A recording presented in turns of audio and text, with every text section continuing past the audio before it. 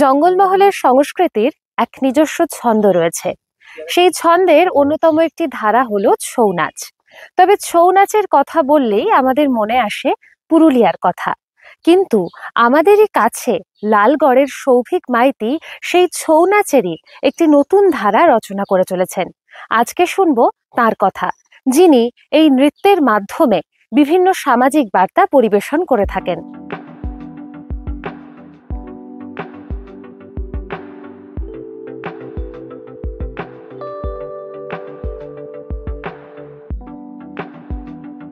নমস্কার, শুরু করছি অরণ্য শহরে আড্ডার আজকের পর্ব। আমরা এই মুহূর্তে রয়েছি লালগড়ে এবং আমার সঙ্গে একই ফ্রেমে আজ যিনি রয়েছেন তিনি সৌভিক মাইতি। পেশাগতভাবে এবং নেশাগতভাবে তিনি একজন ছৌ ঝুমুর শিল্পী। নমস্কার দাদা, আপনাকে আমাদের আড্ডায় স্বাগত। আচ্ছা, প্রথমে আপনাকে জিজ্ঞেস করতে চাইবো আপনার ছোটবেলার কথা, অর্থাৎ আমাদের এই জঙ্গলমহলের গ্রাম, এখানকার বাউল সংস্কৃতি বা অষ্টম প্রহর, কাঠি নাচ, পাতা নাচ, এই সব কিছু কিভাবে আপনার শিল্প সত্তাকে গড়ে তুলেছে? ছোটোর থেকে যেরকম ভাবে আমরা মানুষ হই সেইভাবেই মানুষ হয়েছি, লেখাপড়া করে গ্রামগঞ্জে ঘুরে। তো আমাদের এই এলাকাতে যেমন টুসু, ভাদু, করম, পাতা, কাঠি নাচ, আপনার কীর্তন, এভাবে ছোটোর থেকে দেখেই বড় হয়েছি। তারপরে আস্তে আস্তে আমি মনে করলাম যদি আমি নিজে করতে পারি, এই নিজের ভাবনা চিন্তাকে দিয়ে এই আস্তে আস্তে আস্তে নিজের প্রশিক্ষণ তো আমি পাইনি, বাড়ির নিজের চেষ্টায় নিজের প্রচেষ্টায় এগুলো আমি আরম্ভ করেছি ফার্স্ট।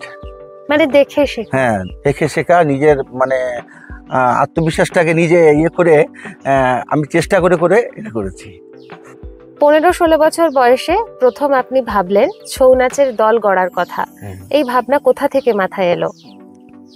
আমার যখন 7-8 বছর বয়স, তখন আমাদের গ্রামে শিব মন্দির একটা বাইরের থেকে পৌরাণিকভাবে ছৌ নাচের দল আসে। সেখানে আমি যখন দেখতে যাই ছোটোর সময়, তখন রাত্রিবেলা কিছুটা দেখার পর ঘুমিয়ে গেছিলাম। সকালে যখন শেষ হয়, সেই মাল কাঠিগুলো পড়ে, পালকগুলো পড়েছিল, সেগুলো কুড়িয়ে নিয়ে এসে আমি বাড়িতে রেখেছিলাম কৌটোয় করে। সেইভাবে আমি ভাবতাম আমি যদি করতে পারি, আমি যদি চেষ্টা করতে পারি, আমি যদি শিখতে পারি, তো নিজের চেষ্টায় আমি কোনো সময় মাঠে ঘাটে বাড়িতে আমি নিজে নিজে অনুশীলন করতাম। এবারে সেই থেকে আস্তে আস্তে এটা মনে একটা অনুভূতিতে এসে পরিকল্পনার মতো করে আমি আস্তে আস্তে এটা এর মধ্যে এসেছি। এবং সেখান থেকে ছৌ নাচের এটা আমার নেশা বলুন আর সব বলুন, এইখান থেকে এসেছে। প্রথমে যখন শুরু করি তখন 10 থেকে 15 জন ছেলে, লোধা আদিবাসী, আমাদের কিছু মাহাতো ছেলেকে সবাইকে নিয়ে আলোচনা করে আরম্ভ করেছিলাম। ওরা প্রথম থেকেই সাহায্য করছে, এখনও পর্যন্ত আছে। এখন আমার দলের সংখ্যা প্রায়, শিল্পীর সংখ্যা 30-35 জন। আর ওরা একতাভাবেই সবাই আছে, একসাথে অনুশীলনও করা হয়, বাইরে অনুষ্ঠান করা হয়, সরকারি প্রোগ্রামও করা হয় এবং লোকাল প্রোগ্রামও সবাই একসাথে আমরা যাই। শুরুর সময় ধান চাল বিক্রি করে মুখোশ কেনা কিংবা গরুর গাড়িতে করে অনুষ্ঠান করতে যাওয়া, সেই দিনের যে লড়াইটা ছিল, সেই লড়াইটা কি আজ শুধুই চোখে জল আনে, নাকি মনে হয় সেগুলোই মধুর স্মৃতি? সেগুলো তো বললে অনেকই কথা। তখন তো এত পয়সা ছিল না, সরকারি কোনো সাহায্য ছিল না, বা সরকারি কোনো অনুষ্ঠান ছিল না। তখন যে সমস্ত শিল্পীরা তখন 10 টাকা 20 টাকা দিয়ে সাহায্য করে ওই ঢোল ঢমসা সারানো হতো, ফেটে গেলে বা নষ্ট হয়ে গেলে। আর সবার দেওয়ার সামর্থ্য ছিল সেরকম। তখন প্রথম যখন দল করি, সুদে পয়সা নিয়ে, সুদে 20,000 টাকা নিয়ে প্রথম স্টার্ট করি। তারপর ঘর থেকে ধান চাল বিক্রির পয়সা, বাড়ির লোকের কাছে কিছু নিয়ে দল আরম্ভ করি। সে বিরাট করুণ কাহিনী। কেউ তো মানে পয়সাটা তো সব কিছু জানেন, কিন্তু এই ছৌ নাচের মাল মেটিরিয়ালসের খুব দাম, মুখোশ, ড্রেস, এগুলো খুব কস্টলি দাম, মানে অনেক বেশি। তো কোনো রকম করে জোগাড় করে প্রথম এটা শুরু করেছিলাম। আর সেই সময় কোনো যানবাহনের মানে পয়সা দিবারও কোনো ক্ষমতা ছিল না যে গাড়িতে করে নাচ করতে যাব। যেখানে অনুষ্ঠান, তখন শিবগাজনে বা এমনি কোনো অনুষ্ঠান করা হতো, সেখানে মানে খুবই কম পয়সা দিত। সে মানুষের বেতন তো উঠতোই না, দেওয়া যেত না, গাড়ি ভাড়াটাও খুব মানে চিন্তার বিষয় হয়ে যেত। তখন গরুর গাড়িতে 100 টাকা দিয়ে গরুর গাড়ি করা হতো। সেখানে মালপত্র নিয়ে আমরা সাইকেলে হেঁটে যেয়ে যেখানে অনুষ্ঠান তো সেখানে প্রোগ্রাম করেছিলাম। একবার আমার ওই হাড়গ্রামের ডিয়ার পার্কের ওইদিকে প্রোগ্রাম ছিল, তখন গরুর গাড়ি যাচ্ছিলাম, নদীতে জল, তখন এই পাশে পৌঁছাতে হবে, ওই পলাশির ওখানে গরুর গাড়ি করে রেখে ওখানে এক একটা মুখোশ, কলসি, আবার যে কোনো রকম জিনিসপত্র সব হাতে নিয়ে মাথায় করে নিয়ে নদী পেরিয়ে হেঁটে হেঁটে দিয়ে তখন বাজছে রাত 12টা। এরকম অবস্থায় প্রোগ্রাম করতে হয়েছে। তখন তো আর যানবাহন নিয়ে যাবার বা গাড়ি ভাড়া করার পয়সা ছিল না, বা মানে সামর্থ্যও ছিল না। এখন মধুর স্মৃতি বলুন, ভালোবাসার স্মৃতি বলুন, সেটা বুকে আছেই, সব দিন রাখতে হবে। এত কষ্ট করে আমি কেন, আমার দলের সমস্ত ছেলেরা একত্রিত হয়ে আমরা এই কাজগুলো করেছি সঙ্গে, সেটা মধুর স্মৃতি হয়েই জীবনে আছে। সেই সময় পরিবারের সমর্থন কতটা ছিল? পরিবারের সম্পূর্ণ সমর্থন পুরোটাই ছিল। আমাদের যে ফ্যামিলি, ট্রান্সপো কন্ট্রাক্টরি ফ্যামিলি, এই নাচ গান বা এটা নিয়ে ছিল না। তো আমি আমার বাড়ির প্রথম সেই মানুষ যে সঙ্গীত জগতের মধ্যে এসেছে। তো পুরো পরিবারের পুরো সমর্থনই ছিল। বাবা কিছু বলতেন না, আর কিছু বারণও করতেন না। এটা নিয়ে যে মানে খুবই উৎসাহ দেখাতো সেটাও নয়, আর করতে বারণ করতো সেটাও নয়। আমি লেখাপড়ার পাশাপাশি এটা পুরো দমে চালিয়ে যেতাম। এমনকি উচ্চ মাধ্যমিক পরীক্ষা দিতে গেছি মেদিনীপুরের বাংলা স্কুল, সেখানে আমার দলের সেদিন কেশপুরে নাচ পড়েছে। আমি তখন কলসি মাথায় নিয়ে নাচ করতাম। তো আমি না গেলে তো হবে না। তখন পরীক্ষা কেন্দ্র থেকে বেরিয়ে তখন 10টা থেকে 1টা, 2টা থেকে 5টা পর্যন্ত পরীক্ষাগুলো হতো। তো ওখান থেকে বেরিয়ে গোলকুমার ওকে দেখি নাচের গাড়ি সমস্ত মাল মেটেরিয়ালস নিয়ে গ্রামের লোক দাঁড়িয়ে আছে।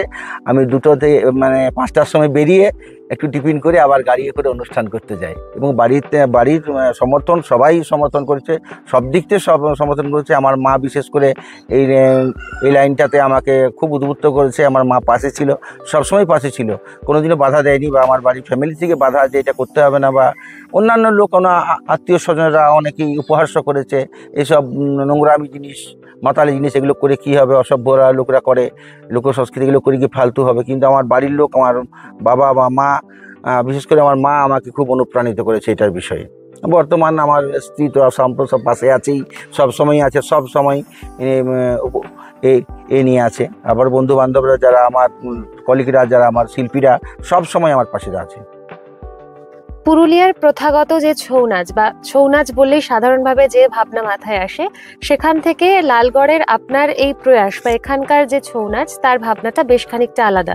সেখানে কিছুটা পদাবলী বলুন বা বাউলাঙ্গের একটা রস রয়েছে। তো এই ভাবনাটা আপনার মাথায় এলো কিভাবে? আমি পুরুলিয়ার নাচও দেখেছি, বা আমাদের এই ধরনের ঝাড়গ্রাম জেলার নাচও দেখেছি। তো ওরা পুরুলিয়াকে দেখে কিছু দল নকল করে। আমি সেটাকে প্রথাগত দিক থেকে পছন্দ না হয়ে আমি নিজত্ব এটা করেছি। যেমন পুরুলিয়ার গণেশের গানটা করে, সিঁদুর বরণ অঙ্গ মুসিক বাহন, সর্বদেবের আগে পূজা গণেশের চরণ। এটা পুরুলিয়ার আঙ্গিক। আর আমি আঙ্গিকটা করেছি, সিঁদুর বরণ অঙ্গ রে মুসিক বাহন, সর্বসিদ্ধিদাতা হর গৌরীর নন্দন। এই দুটো সুরের মধ্যে ফাঁক আছে, এই ডিজাইনগুলো ফাঁকা আছে। এখন পুরুলিয়ায় বিশেষ করে জিমনাস্টিক বা সার্কাসের মতো ওরা নাচটাকে করে দিচ্ছে, বা অনুষ্ঠানটাকে কাকু আমি নিচু করবো, ছোটো করবো না, ওনারা গুরুদেব, ওনাকে প্রণাম জানাই। ওদের নাচগুলোর মধ্যে অভিনয় মাত্রা কমে যাচ্ছে, বা জিমনাস্টিক বেশি চলে আসছে, আসল ছয়ের যে রসটা সেটা হারিয়ে যাচ্ছে। কিন্তু আমার দলের প্রথাগত দিক থেকে সেই জিনিসটা আমি হারাতে দিইনি। পুরনোকে রেখে হয়তো মডিফাইড করছি, কিন্তু পুরনোকে ঐতিহ্যভাবে রেখে। নতুন আসবে, কিন্তু পুরনো ঐতিহ্যটাকে সবকিছু রাখবো। একদম। আপনি বলেন লোকশিক্ষায় আপনার জীবন কানায় কানায় পরিপূর্ণ। আপনার কাছে এই লোকশিক্ষা বলতে বিষয়টা আসলে ঠিক কি? লোকশিক্ষা বিষয় হচ্ছে যে আমি যে অনুষ্ঠানগুলো করি, আমার অনুষ্ঠান দেখে মানুষের অনুপ্রাণিত হয়ে সেই জিনিসটা বোঝার, সেই জিনিসটা আমি মানুষকে বোঝাতে পারলাম। এই যে আমি সরকারি প্রচারমূলক অনুষ্ঠানও করি, ডাইনি পোতা, কন্যাশ্রী, স্বাস্থ্যসাথী প্রকল্প নতুন একটা অ্যাড করেছি, নতুন স্বাস্থ্যসাথী প্রকল্প একটা করেছি, খুব নাম ওটা হয়েছে।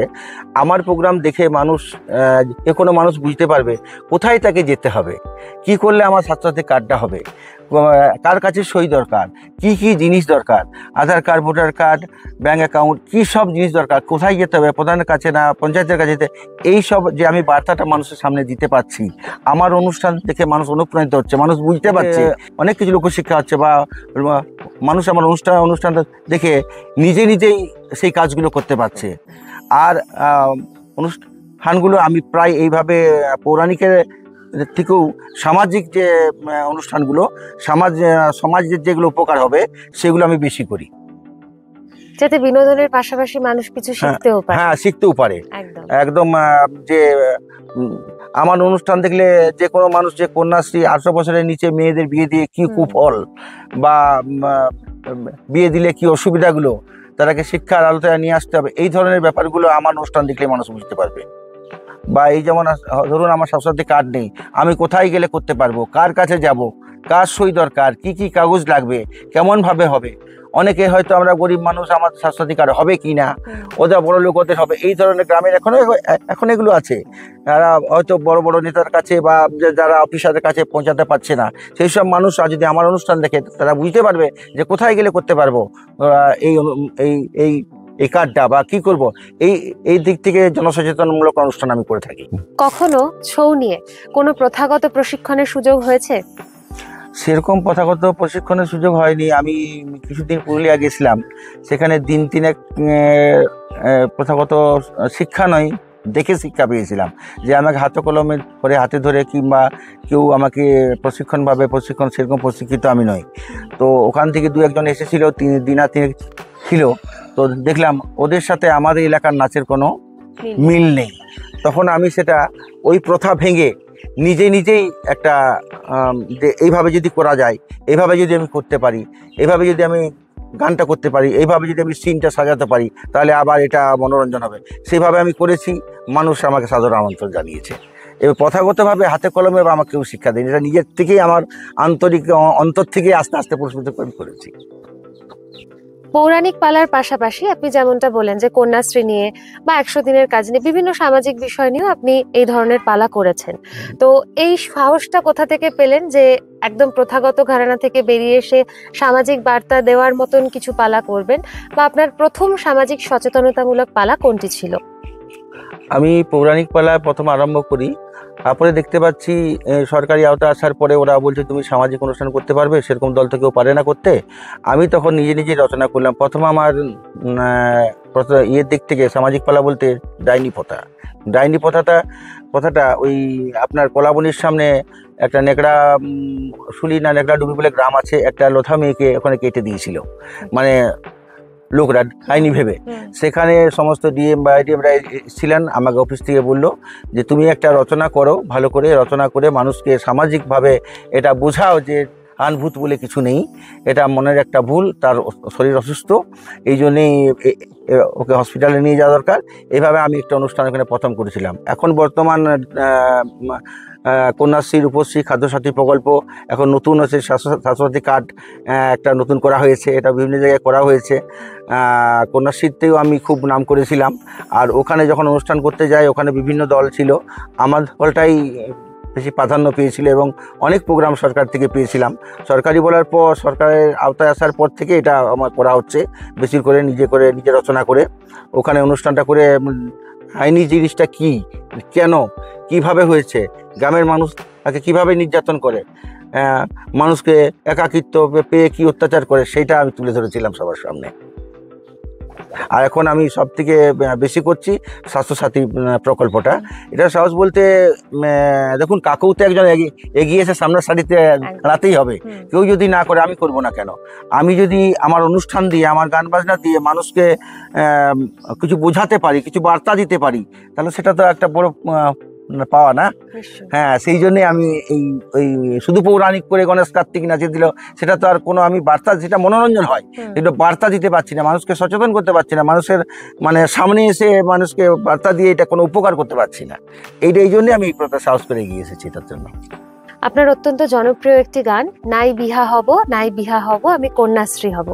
তো এই গানটি লেখার নেপথ্যে কি নিজস্ব কোনো অভিজ্ঞতা রয়েছে বা চোখে দেখা কোনো ঘটনা? হ্যাঁ, নিশ্চয়ই। এটা তো অনেকেই যে 18 বছরের মেয়েদের বিয়ে দিয়ে দিচ্ছে, তাদের সরকার তো সুন্দর লেখাপড়ার একটা সুযোগ দিয়েছে, সাইকেল দিয়েছে সবুজ সাথীতে, তাদের ধরুন কিছু পয়সা দেওয়া হচ্ছে, লেখাপড়া বই খাতা দেওয়া হচ্ছে, তখন এত সুযোগ থেকে লেখাপড়া করবো না কেন? কম বয়সী মেয়েরাকে বিয়ে দিচ্ছিল, সেই জন্য আমার একটা ভাবনা হলো যে মেয়েরা এত কম বয়সে বিয়ে দিচ্ছে।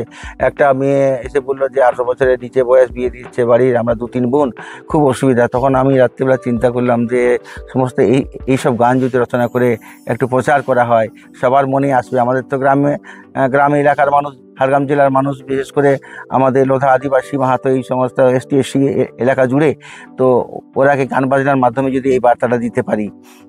গানটা করেছিলাম, শুনো আমার বাবা মা, তোমরা আমার কথা ভেবো না, আমার কথা ভেবো না, লেখাপড়া শিখে আমি মানুষ তো হব, নাই বিহা হব, নাই বিহা হব, নাই বিহা হব আমি কন্যাশ্রী হব।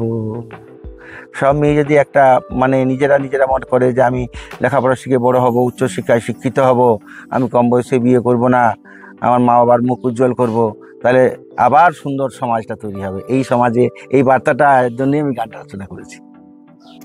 আপনার দলের সদস্যরা সবাই খেটে খাওয়া মানুষ, এবং আপনার যে ভাবনা সামাজিক সচেতনতার একটা প্রসার ঘটানো নিজের নৃত্যশিল্পের মাধ্যমে, তো সেই বিশ্বাসের প্রতি আপনার দলের সদস্যদের আস্থা কতটা, বা তারা কিভাবে আপনার পাশে থাকেন? দলের সবারই পূর্ণ আস্থা আছে। আমার দলের ছেলেরা 30-40 জন যারা আছে, ওরা এই বার্তাটা সবসময় দিতে চায় এবং নিজেরাও সেটা মেনে চলে।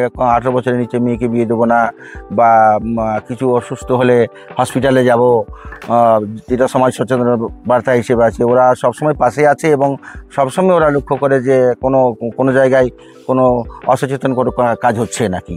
সবাই পাশে আছে এবং সবাই বিশ্বাস করে একসাথে আমরা সবাই আছি। আমরা সদ্য একটা মহামারীর সময় পেরিয়ে এসেছি, করোনার সময়, এবং সেই সময় সকলেই ঘরবন্দি এবং শিল্পীরাও ঘরবন্দি। তবুও সেই সময় আপনারা একটা বার্তা নিয়ে পথে নেমেছিলেন, তা হচ্ছে মাস্ক পরো, স্যানিটাইজার মাখো। এই ভাবনা কিভাবে এলো, বা শিল্পকে কাজে লাগিয়ে সেই সময়েও যে মানুষকে সচেতন করা যায়, সেই ভাবনার আখর কি? সেই ভাবনার আখর হচ্ছে, প্রথমে দেখলাম ঘরে তো বন্দি আছি, তো আমরা যদি এই বার্তাটা গ্রামে গঞ্জে শহরে, এবং ঝাড়গ্রামও আমি গিয়েছি, ঝাড়গ্রামে পেট্রোল পাম্পের ওভারব্রিজের ওখানে 2-3 দিন প্রোগ্রাম করেছি। এবার মানুষকে লালগড়ে আমার এলাকাতে যে স্যানিটাইজার তোমার হাতে করতে হবে, মাস্ক পরতে হবে, এভাবে আমরা ঘরে বসে থেকে তো আর কিছু লাভ নেই, বেরোতে তো হবেই। আর এই বার্তা যদি দিয়ে আমার বার্তা শুনে যদি 100 জনকেও সচেতন করতে পারে, সেটা তো সমাজের একটা লাভ। আবার সরকার থেকেও আমাকে বলেছিলেন একটু সাহায্য করতে, সরকারিভাবে আমাকে তথ্য স্বাস্থ্য দপ্তর বলেছিলেন, যিনি যা তুমি এই প্রচারগুলো করো, ওনাদেরও নির্দেশ ছিলেন। তখন আমি গোটা ঝাড়গ্রাম জেলাটার প্রায় অর্ধেকটা আমি এই অনুষ্ঠান করে থাকি, এবং এলাকাতেও আমি বিভিন্ন বার্তা দিয়ে, আমি মনে করি যদি আমার কথা শুনে বা আমার দলের অনুষ্ঠান দেখে যদি 50 জনও সচেতন হয়, সেটাও তো অনেকটা লাভ। এই জন্যই আমি এখানে বেরিয়েছিলাম করোনার সময়। যখন এই ধরনের জনসচেতনতামূলক পালা বা গানগুলো লেখেন, তখন কোনটা আগে মাথায় আসে, সেই গানের কথা নাকি সেই গানের সুর? সুর তো প্রাধান্য আগে আছে ঠিকই, কিন্তু সুর শ্রুতি মধুর হলে না হলে মানুষ শুনবে কেন? সেখান থেকে কিন্তু কথাগুলোও আমাকে ঠিক বার্তা দিতে হবে। কথাগুলো যদি না আমার বোঝা যায়, বা কথাগুলো বার্তাটা যদি আমি না পৌঁছাতে পারি, সেখানে সুরের তো কোনো লাভ নেই। কথাটা মেন, এবং সুরটাও কিন্তু পাশাপাশি খুবই জরুরি।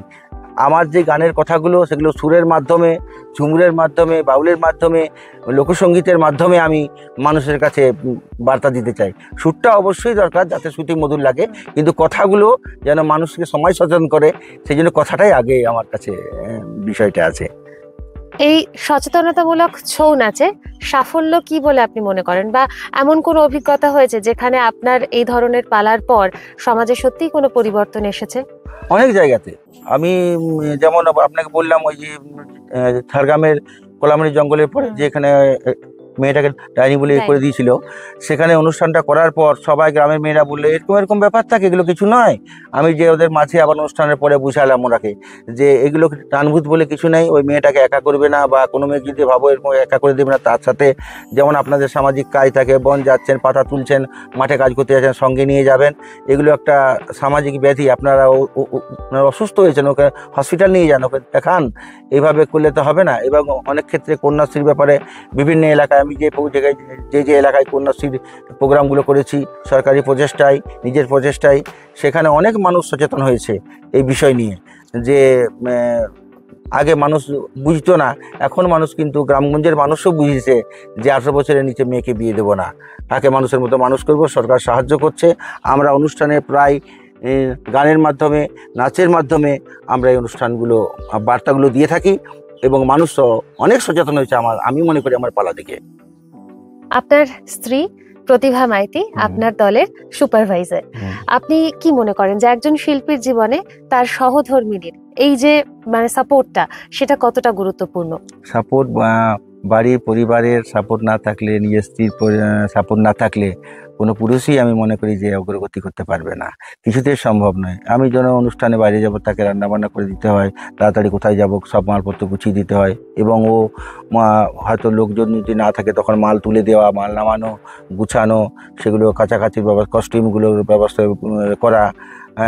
হয়তো আমি দেরি করছি, তাড়াতাড়ি প্রোগ্রামে যাও, সেই বার্তাটা দেওয়া, পাশে থাকা, সব কাজ। এবং খাওয়া দাওয়ার ব্যাপারটাও তো দেখতে হয় না, এমন হয়তো জায়গা যায় হয়তো সেখানে টিফিন দিল না, 15-20 জন ছেলেরা আছে, আর সেখানে বললাম যে একটু খাবার ব্যবস্থা করতে হবে, তখন রাত্রিবেলাও তিনি ভাত টাত রান্না করে ওদের জন্য, আমাদের জন্য অপেক্ষা করে। তারপরে উনিও নিজে পাশাপাশি টুকটাক আমার সাথে অনুষ্ঠানে যোগ দেয়, যায়, এবং সব জিনিসটা মেন্টালিটিভটা ওর বাক্যে বেশি।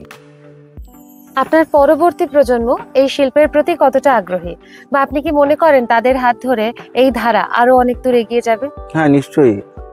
আমার ছেলে আছে শুভঞ্জন মাইতি, ও এটা মেনটেনেটিভ করে, নিজ খুবই আগ্রহ, বা নিজ অনুষ্ঠান করে, বা বাদবাকি আমার গ্রামের বা পার্শ্ববর্তী গ্রামের লোধা আদিবাসী প্রায় 20টা থেকে 25টা লোধা ছেলে, আদিবাসী ছেলে এসে প্রশিক্ষণ নেয়। তারা 12 থেকে 18 বছরের বয়স, তারা নতুন আসছে, তারা আগ্রহ করে আসছে। অনেকেই বলে এখনকার প্রজন্ম এই লোকশিল্পে আসে না, এটা ভুল কথা। তারাকে ভালোবেসে প্রথাগত শিক্ষা দিয়ে যদি আনা যায়, নিশ্চয়ই আসবে। আর আমার দলে প্রায় 20-22 জন ছেলেরা নতুন করে শিখছে, আবার পাশে আছে। আমার প্রজন্ম নিশ্চয়ই, আমি আশা করবো এটাকে এগিয়ে নিয়ে যাবে। ঝাড়গ্রাম জেলা আমার জনম দুঃখিনী, এই গানে একদিকে যেরকম জেলার প্রতি ভালোবাসা রয়েছে, তেমনই রয়েছে এক বিষণ্ণতার সুর। আপনার কেন মনে হয় ঝাড়গ্রাম জেলা জনম দুঃখিনী? ঝাড়গ্রাম জেলাকে মা তো সব দিনই যে জনম দুঃখিনী হয়, মা তো মাই হয়। তো এই জন্য আমি ঝাড়গ্রাম জেলাকে লক্ষ্য করেছিলাম যে আসল মাতৃত্ব ঝাড়গ্রাম জেলাকে নিয়ে, যে মায়ের মতো করে। তো গানটা প্রথম আমি রচনা করি। ঝাড়গ্রাম জেলা জনম দুঃখিনী, এই জেলাতেই জন্ম নিল কত সাধের গুণী। এই জেলারই প্রিয় হলো ছো পাতা ঝুমুর, আনন্দেতে নাচি আমরা পায়ে বাঁধে ঘুঙুর। ঝাড়গ্রাম জেলা আমার মনোমোহিনী, শালমহুলের জেলা আমার প্রাণের জন্মভূমি। হ্যাঁ, তাই আমার অরণ্য মাতৃকা জেলা ঝাড়গ্রাম জেলা আমি মায়ের সাথে তুলনা করেছি। হ্যাঁ, সেই জন্যই মাকে, বিষণ্ণতা কিছু না। এখন ঝাড়গ্রাম জেলা খুবই উন্নয়নের দিকে যাচ্ছে, রাস্তাঘাট, পানীয় জল, বিদ্যুৎ থেকে, শিক্ষা থেকে এগিয়ে আছে, অনেক এগিয়ে যাচ্ছে সুন্দরভাবে। তো ওটা গানের কল্পনা মাত্র, যে মায়ের মতো করে আমি ঝাড়গ্রাম জেলাকে দেখেছি। ঝাড়গ্রামের ছৌ নাচকে রাজ্যের বাইরে, এমনকি বিদেশের মাটিতে নিয়ে যাওয়ার স্বপ্ন আপনি দেখেন, সেই স্বপ্ন কবে থেকে দানা বাঁধতে শুরু করেছে? যখন থেকে টিমটা গঠন করলাম, দেখছি পুরুলিয়া জেলা ছৌ নাচে বিদেশে যাচ্ছে, কিন্তু আমার ঝাড়গ্রাম জেলা যাবে না। কেন যাবে না? আমরা তো ছৌ করি, মুখোশ দিয়ে ওইভাবে আঙ্গিক করে করি। হ্যাঁ, ও যে প্রথাগত দিক থেকে পুরুলিয়া ছৌ বলে, কিন্তু তাহলে তো রবীন্দ্রনাথ কলকাতায় জন্মগ্রহণ করেছিলেন, তাহলে রবীন্দ্রসঙ্গীতের সুযোগ কি শুধু কলকাতার লোকই পাবে? বা অন্য জায়গায় যে ভালো করবে সেই পাবে, আমার মনে হয় এটা। আর তাই আমার মনে হয় ঝাড়গ্রাম জেলার ওকেও যদি বিদেশে নিয়ে যাওয়া যায় বা বিদেশে সুযোগ করে দেওয়া হয়, হ্যাঁ, রাজ্যের বাইরে নিয়ে যাওয়া হয়, এটা মনে একটা আক্ষেপ সব দিনে আছে। যদি এটা করা হয় খুবই ভালো হয়, আমার মনে হয় খুবই ভালো হয়। আজকের আড্ডার আমাদের বিশেষ সৌভাগ্য যে আপনার সাথে কথা বলতে বলতে এত সুন্দর কিছু গানও শুনলাম।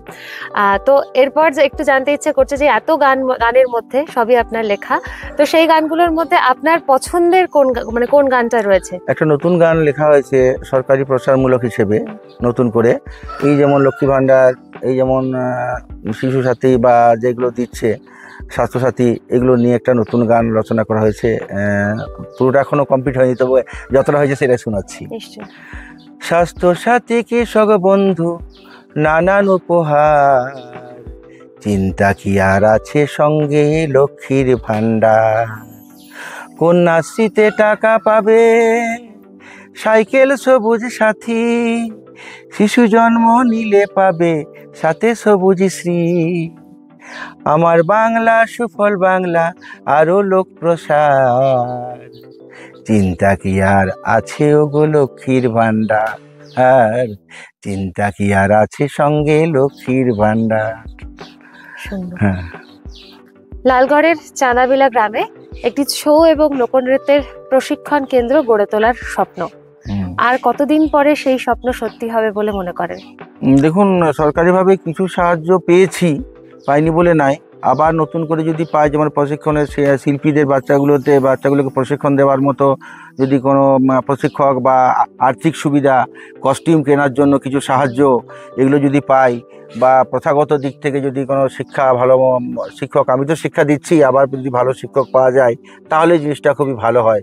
কিছু পেয়েছি, আবার অনেক কিছু পাওয়ার বাকি আছে। যদি এগুলো পাই তাহলে আমরা নিশ্চয়ই মানে আগের দিকে এগিয়ে যাব, এই দল আগের দিকে এগিয়ে যাবে বলে আমি মনে করি। আপনাকে যদি বলি ভবিষ্যৎ প্রজন্মের কোনো তরুণ শিল্পীর উদ্দেশ্যে কিছু বার্তা দিন, তাহলে কি বলবেন? নিশ্চয়ই এতে আসুক, লোকশিল্পীর মধ্যে আসুক, ছোটে ঝুমুরে আসুক। আগে যেমন পয়সা ছিল না, আর্থিক কোনো সুবিধা ছিল না, এখন সুবিধা হচ্ছে। এখন নিজে গ্রামীণ যারা ছেলেরা তরুণরা আছে, তারা দিন পরিশ্রম করে, লেবারের পরিশ্রম করে, শ্রমজীবী মানুষ, আবার রাত্রিবেলা অনুষ্ঠান করলেও 300 থেকে 500 টাকা পাওয়া যায়। সেদিকে একটা আর্থিক সুবিধাও আছে। যদি সুন্দরভাবে শিখতে পারে, আমার কাছে আসুক, অনেকেই তো আসে, প্রশিক্ষণ দিই, তারা আমার দল কেন, বিভিন্ন দল অনুষ্ঠান করতে পারবে। এই দিক থেকে আর্থিক দিকটা আগে যেমন ছিল না, এখন আর্থিক দিকটা নিশ্চয়ই আছে। তরুণরা এগিয়ে আসছে, আবার আমার এখানে তো আসছেই, অনেক জায়গাটা বলতে পারছি না, আমার কাছে অনেকে আসে বা প্রশিক্ষণও নেয়। বা ধরুন আগে যেমন আর্থিক দিকটা একবারই ছিল না। আর সরকার তো সবাইকে মানে ইয়ে দেওয়া, ভাতা দেওয়া তো সম্ভব নয়। তো যারা নতুন করে প্রজন্ম আসছে, 18 থেকে 25 বা 21 22 বছর, তারা যদি এটা শিক্ষা করে নিজের পেশাও করতে চায়, নিশ্চয়ই করতে পারে। নিশ্চয়ই এর মধ্যে অনেক কিছু ইয়ে আছে, গুণ আছে। যদি সঠিকভাবে করতে চায়, উপার্জনও করতে পারবে এটা নিয়ে অনেক বেশি।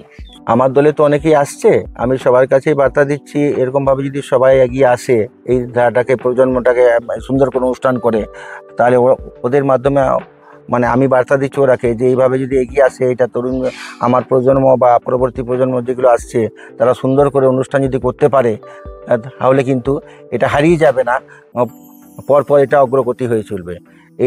এই বার্তাই আমি দিতে চাই, যে সবাই আসুক, এই লোকশিল্পটাকে সামনে এগিয়ে নিয়ে যাক। এই মুহূর্তে আপনার শিল্পী জীবনের সবচেয়ে বড় ইচ্ছে কি, বা মনে হয় কোথাও কোনো অপূর্ণতা থেকে গিয়েছে? বড় ইচ্ছা বলতে, যদি আমার দলের যে শিল্পীরা আছে, সেরকম তো কিছু করে না, দিনমজুর। সরকার থেকে যদি কোনো মতে কোনো কাজের ব্যবস্থা তাদের করে দেওয়া হয়, সামান্য বেতনে 10-12 হাজার টাকার বেতন হলেও তাদের কোনো আক্ষেপ নেই। সরকার থেকে যদি এই সাহায্যটা করা হয়, আমাদের 30-40টা পরিবার বেঁচে যাবে। আর তো সব এই লোকশিল্পীর সঙ্গে জড়িত আছে, আর তো কিছু করে না, দিনমজুর। আর যদি সরকারি সাহায্যে যদি ওটা করে দেয়, সরকার সাহায্য করে যদি এটা আমাদের একটা কাজের ব্যবস্থা করে দেয় কিছু, তাহলে খুবই সুবিধা হয়। এটাই আমার আক্ষেপ। আর বলতে যে আমার দলকে বা যারা ঝাড়গ্রাম জেলার চৌকে যদি বিদেশে নিয়ে যাওয়া যায়, বা বাইরে বড় বড় অনুষ্ঠান দেওয়া যায় সমস্ত একটু মঞ্চে, তাহলে খুবই ভালো হয়। আর আমার তো গ্রামের মানুষরা খুবই শ্রমজীবী গরিব মানুষ, তাদের যদি একটা কোনো কর্মসংস্থান করে দেওয়া হয় ছোটোখাটো, তাহলে কিন্তু খুবই ভালো হয়। এই শিল্প আমরা আরও সুন্দরভাবে এগিয়ে নিয়ে যাব, এটাই আমার আক্ষেপ। ওদের জন্য, শিল্পীদের জন্য, শিল্পীদের শুধু আমার নয়, আমাদের শিল্পীদের যদি একটু ব্যবস্থা করে দেয় সরকার থেকে, তাহলে খুবই ভালো হয়। দীর্ঘদিন ধরে আপনি বহু জায়গায় অনুষ্ঠান করেছেন, সেখানে গিয়ে বিভিন্ন রকম অভিজ্ঞতাও নিশ্চয়ই হয়েছে। তো সেই অভিজ্ঞতার ঝুলি থেকে যদি সবচেয়ে এমন কিছু ঘটনার কথা বলেন যেগুলো সবচেয়ে বেশি মনে দাগ কেটেছে। সেরকম বলতে, আমি ঝাড়গ্রামেরই এক জায়গায় প্রোগ্রাম করতে যাচ্ছিলাম, গ্রামটা বলছি না। তো রাস্তার মধ্যে আমার গাড়ি খারাপ হয়ে গেছিলো। তো গাড়ি খারাপ হওয়ার পর একটু লেট হয়ে গেছিলো, সত্যি লেট হয়েছিল। সেখানে যাওয়ার পর সেখানে পাবলিকরা মানে খুব উত্তেজিত হয়ে অশ্লীল ভাষায় গালিগালাজ দিচ্ছিল সব ছেলেরাকে আমরাকে। তো পরবর্তীকালে আমরা অনুষ্ঠান সুন্দর করার পর, তারপর অনুষ্ঠান করতে হবে না, বেরিয়ে যাও, দূর হয়ে যাও, বহুত কিছু বলছিল, শুনতেই হয়। হয়তো দোষটা আমাদেরই, লেটে পৌঁছেছিলাম, কিন্তু গাড়ি ঘোড়ার ব্যাপার, ইঞ্জিনের ব্যাপার, সেটা তো আর কারো হাতে নাই। তারপরে যার পর অনুষ্ঠান শেষ করার পর ওনারাই আবার সকালবেলা বুকে টেনে নিলেন, দাদা আমরা ভুল করে ফেলেছি, গালিগালাজ দিয়েছিলাম, এত সুন্দর অনুষ্ঠান করেছেন, আমরা মোহিত হয়ে গেছি। বলি দাদা আমরা তো ঠিক টাইমেই বেরিয়েছিলাম, আর আমি অনুষ্ঠান করতে গেলে খুব একটু সময় নিয়ে বেরোই আগের থেকে, যেখানে যে 10টা যদি অনুষ্ঠান হয় সেখানে আমি 7টার মধ্যে পৌঁছে যাব। এই গুণটা আমার আছে, বা আমার দলের সমস্ত ছেলেদের আছে, শুধু আমাকে নিতে দল নয়। এই ধরনের ব্যাপারটা তো একটা মনে একটা দুঃখ একটু লেগেছিল খুবই, যখন গাল এখানে এরকম দিচ্ছিল। আর এবার পূর্ব মেদিনীপুরে ময়নাতে একটা প্রোগ্রাম গেছিলাম, ওটা লোকাল প্রোগ্রামে গেছিলাম। উনি আমাকে রাস্তার ডিস্টেন্স ভুল বলেছিলেন বলছে ওখান থেকে আপনার 17 কিলোমিটার, কিন্তু ওখান থেকে হয়েছিল 57 কিলোমিটার। তো ওখানে যে আমরা যখন পৌঁছাবার পর খুবই হুম্বিচুম্বি, বেরিয়ে যাও এখান থেকে, করে দাও, মারপিটা উপক্রম করে দিয়েছিল, আমার কোলাট পর্যন্ত ধরে নিয়েছিল। তখন গ্রামের যিনি প্রধান মহিলা তিনি ছুটে এসেছেন, এভাবে গ্রামের মানুষকে হ্যারাসমেন্ট করতে পারেন না আপনি, বাজার থেকে এসেছেন, গ্রামের মানুষ করতে পারেন, আপনাকে বলছে আপনারা লিখিত দিন যে ওনার উপর ব্যবস্থা গ্রহণ করব, মানুষ আসতে পারে। আমি বলি দেখুন উনি লিখেছেন 27 কিলোমিটার, আর ওইখান থেকে আর আমাকে এখানে 57 কিলোমিটার, তার সময়টা তো লাগবেই। রাস্তায় খারাপ, তোর ময়না রাস্তাটা ভালো ছিল না, একদমই ডিস্টার্ব। তারপরে একটু বর্ষা ধরন ছিল, চারদিকে পুকুর নালা জলে ভর্তি। তারপরে অনুষ্ঠান করার পর আবার সেই পুনরায় বুকে জড়িয়ে ধরা, আমি ভুল করেছি, হাতে পায়ে ধরছে। বলছি না সেটা নয়, একটু দেখবেন তো, আমরা তো শিল্পী মানুষ, গরিব মানুষ, আমরা পেটের দায়ে অনুষ্ঠান করতে আসি, তো সময়টা ব্যাপার থাকে। আর রাস্তাটা যদি ভুল বলেন তো কী করে আমরা সময়টা মেনটেন করব। আর গাড়ি ঘোড়ার ব্যাপার টুকটাক তো সময় হতেই পারে। তারপরে যারা বেরোবার, প্রতিটা বাড়িতে তো সময়ে, মধ্যবিত্ত মানুষের তো ঘর হয় না, ভাত হয় না ঘরে, তো কারো একটু দেরি হয়, কারো সময় 30-35 জনের ব্যাপার থাকে, 1-2 জনের ব্যাপার নয় তো যে আমার পার্সোনাল গাড়ি চলে গেলাম। এটা এখন সবাইকে নিয়ে চলতে হবে, কারো একটু সুবিধা, কারো একটু অসুবিধা, এইভাবে নিয়েই জীবন চলছে সুন্দরভাবে। অভিজ্ঞতা আর বিশেষ, আমি তো আগে বেরোই, কোনো সেরকম অভিজ্ঞতা বলতে আমার নেই, সব জায়গায় ভালো অনুষ্ঠান করেছি, সুনামের সহিত বেরিয়ে এসেছি। সারা বছরই তো অনুষ্ঠান লেগেই রয়েছে, তবুও নিশ্চয়ই বছরের নির্দিষ্ট কোনো সময় রয়েছে যে সময় বেশি অনুষ্ঠানের ডাক পড়ে, তো সেটা কোন সময়? চৈত মাসের 25 থেকে জ্যৈষ্ঠী মাসের 5 পর্যন্ত সব থেকে বেশি। আর গোটা বছর আমার প্রোগ্রাম লেগে আছে, সরকারি প্রোগ্রামগুলো আমি তথ্য দপ্তর থেকে পাই। আর ওই সময় যেমন আমি দুবরা, আপনার ঝাড়গ্রামের সামনে, ওটা একটা খুব বড় একটা শিব মন্দির আছে, ওখানে আমি প্রায় প্রতি বছর অনুষ্ঠান করি। ওনারা আমাকে প্রতি বছর কল করে, মানে গৌমিতে, এবার বিভিন্ন জায়গায়, ঝাড়গ্রামের বিভিন্ন জায়গায়, আমাদের লালগড়ের বিভিন্ন জায়গায়, রামগড়, কাটাপাড়ি, নেতায়, আমাদের ধরুন বিনপুর, হ্যাঁ দইজুড়ি, এগুলো তো আছেই। বাইরে কলকাতার দিকে আমি প্রোগ্রামে যাই, লোকালে যাই। পূর্ব মেদিনীপুর প্রোগ্রামে, দক্ষিণ খেজুরি, উত্তর খেজুরি স্কুল উদ্বোধন থাকে, সেগুলো আমি তখন করতে হয়। যেমন বাংলা আমার গর্ব, দীঘাতে হলো, সেখানে যাই। পূর্ব মেদিনীপুরে চণ্ডীপুরে একটা অনুষ্ঠান হলো, সেখানে গেছিলাম। তারপরে ওই আপনার ঐক্যশ্রীর যে মেলাগুলো হয়েছে, সেখানে স্টেজে প্রোগ্রাম, ঝাড়গ্রামের সবলা মেলাতে আমি প্রোগ্রাম করেছি, হ্যাঁ সৃষ্টির শীতেও করেছি। এবার যে কোনো জায়গায় সরকারিমূলক প্রোগ্রাম দেয়, এবং গ্রামীণ থেকেও আমি প্রচণ্ড প্রোগ্রাম করি, এবং সমস্ত শিল্পীদের সহযোগিতা নিয়ে আমাকে করতে হয়। শিল্পীরাই তো মেন, আমি তো একা কিছু নয়, আমাকে অনুষ্ঠানও করতে হয়, ভাষণ দিতে হয়, কস্টিউমে সাজাতে হয়, রচনা করতে হয়, প্রতিটা জিনিস মানে আমি নিজে হাতে সুন্দর করে করি। এবং আমাদের একটা মিটিং, সাপ্তাহিক মিটিং হয়, শিল্পীরা এসে, আমাদের আন্ডারস্ট্যান্ডিংটা খুব বেশি। তারপর প্রতি লোকের তো শ্রমজীবী, সবার সময় দিতে পারে না, কি করবে, তার সংসার চালাবে, আর তো কিছু করে না। তো এইটার মধ্যেই সমস্ত কাজবাজ সেরে একটু আলোচনা, সপ্তাহে একটা দিন হতো। এখন হয়তো রিহার্সেলটা বর্ষার জন্য হচ্ছে না, যেটা ইয়েটা করি আমরা, রিহার্সেলটা করি, সেটা আপনার ওই ভাদ্র মাসের শেষের দিকে আমরা আরম্ভটা করি নতুন পালার জন্য। আমার যেমন আমার মহিষাসুর বধ, সুরত রাজার সন্ধি পূজা, লক্ষণের শক্তিশীল, তারপরে কিরাত অর্জুন, তারপরে ওই রাজা দশরথের মৃগয়া, এই ধরনের বিভিন্ন ধরনের করা হয়। আমি যেমন একটা নতুন গলায় চালন করেছি বোলকেশ্বর বধ, নতুন একটা খেলা, ওটা পুরো একদম বৈষ্ণব পদাবলীর ডিজাইনে এটা করা আছে, পুরো একদম সুন্দরভাবে। ওটা যে কোনো মানুষ দেখলে খুবই ইয়ে হবে। নতুনত্ব এটা করা হয়নি, একটা স্টেজে করা হয়েছিল, বারবার করলে কস্টিউমগুলো সব নতুন নিয়ে আসা হয়েছে। ওখানে প্রায় 1.5 লাখ টাকা ওটার ওই একটা নাচের জন্যই খরচা আছে, এবং খুব সুন্দর করে ওটা সাজিয়েছি। আপনারা শিল্পীরা একই থাকেন, এবং আজকে একটা মঞ্চে অনুষ্ঠান করার পর কাল যখন আবার মঞ্চে নতুন ভাবে অনুষ্ঠান করেন, একই গল্পই হয়তো থাকে বা 19-20, কিন্তু দেখে মনে হয় সম্পূর্ণ নতুন কিছু একটা। এই যে বৈচিত্র্য বা এই জাদু, সেটা কিভাবে নিয়ে আসেন? এগুলো ধরুন, প্রথমে হচ্ছে কস্টিউম, যেগুলো সাজ পোশাকের পরিবর্তন নিয়ে আসতে হয়। এবারে কতকগুলো শিল্পী যারা ওষুধ টসুর নাচে, জিমনাস্টিক, ভোল, তাদের একটা আলাদা। যারা কৃষ্ণ বা গণেশ বা ওই ধরনের নাচে, তাদের একটা ডিজাইন আলাদা থাকে। এবং যারা পুরুষরাই, যারা নারী সেজে, যেমন লক্ষ্মী, সরস্বতী, দুর্গা, নর্তকী, পার্বতী, এগুলো নাচে, তাদের কস্টিউমের ব্যাপারটা একটা আলাদা থাকে। তারা মানে আজকে ধরুন এই ডিজাইনটা করলো, কালকে অন্য ডিজাইন করবে, এবং পোশাকগুলো পরিবর্তন থাকে, এবং তাদের রোলগুলো, মানুষগুলো এক থাকলেও রোলগুলোর পরিবর্তন হয়। আজকে একটা আসরে হয়তো মহিষাসুর বধ করলাম, তারপরে একটা ধরুন করলাম যেমন কৃষ্ণের রাসলীলা, সেখানে সখীদের সাথে কৃষ্ণ থাকলো, অসুর থাকলো, সেটা একটা আলাদা ডিজাইন হবে, তার কস্টিউম আলাদা, তার মুখোশ আলাদা, সব কিছুই আলাদা। আর ওরা যে পারফরমেন্স করবে, মহিষাসুর বধের যে কাজগুলো ছিল সেখানে সেটা করবে না। সেটা তো ওখানে রাগ নাচ ছিল, তো বোল্ড বাজি বসা ছিল, কিন্তু এখানে মিহি বা যেটা মানে রবীন্দ্র নৃত্যের যে ধরন বা ভারতনাট্যমের যে ধরনগুলো, আমি ডিজাইনগুলো জানি, সেগুলো ওখানে প্রয়োগ করা হয়। এইভাবে বৈচিত্র্য আনা হয়। মানে ধরুন কাছাকাছি দুটো জায়গায়, আমার দুদিন দু জায়গায় প্রোগ্রাম আছে, পাশের গ্রামে, তাহলে আমি নতুনত্ব বৈচিত্র্য না আনতে পারলে, নতুনত্ব সুর সঙ্গত বা নতুনত্ব পোশাক না আনতে পারলে, তাহলে তো হবে না।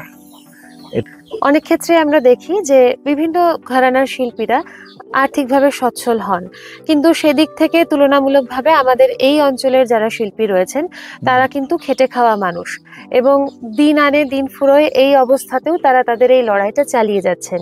সেই প্রসঙ্গে আপনি কি বলবেন? এটা আনন্দে করে, নিজের মনকে ঠিক রাখার জন্য করে, উৎসাহিত করে, যে এটা ধরে রাখতে পারলে আমাদের যদি কোনো উন্নতি হয়, যদি সরকার থেকে কোনো রকম কাজের একটু ব্যবস্থা করে দেয়, আর্থিক সুবিধা করে দেয়। অন্যান্য ডিস্ট্রিক্টে যারা ছৌ নৃত্য করছে, তাদের অনেকে হয়তো সেবিক কাজ পেয়েছে। তো আমি আশা করব আপনাদের মাধ্যমে বার্তা দিতে চাই সরকারের কাছে, যদি আমার হলেরও ছেলেদের একটু এরকম ব্যবস্থা করে দেয়, তাহলে খুবই ভালো হয়। ওরা নিতান্তই লধা আদিবাসী বা কিছু মাহাতো আছে, তারা এই ধরনের মানে খুবই গরিব মানুষ, দিন আনা দিন খাওয়া।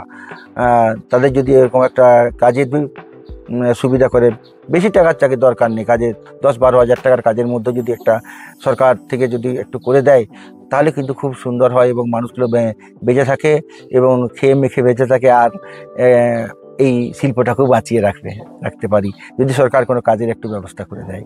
কেন অন্যান্য জেলায় তো দেখেছি যে যারা অনেকে কাজ পেয়েছে, আমার ঝাড়গ্রাম জেলায় তো এখনো কেউ কাজ পায়নি।